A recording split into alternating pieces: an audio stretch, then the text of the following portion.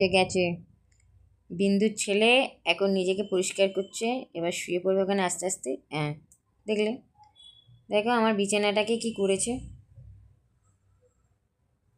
ও এখানেই শোবে, ও নিজের ঘরে ও এখানেই আসবে, কিন্তু ওর একটা খুব ভালো অভ্যাস আছে ছোট্টবেলা থেকে।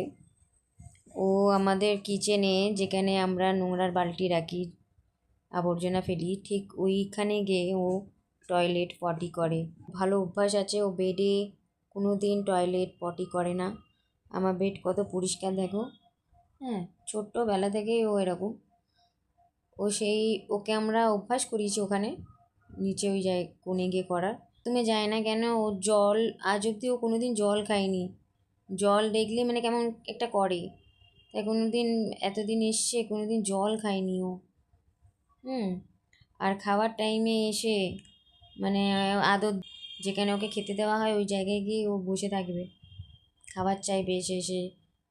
এসে হুম, আদর দেবে, চাটবে, হাত চাটবে, পা চাটবে, মানে হচ্ছে আমায় খেতে দাও, আর নিজের জায়গায় গিয়ে বসে যাবে।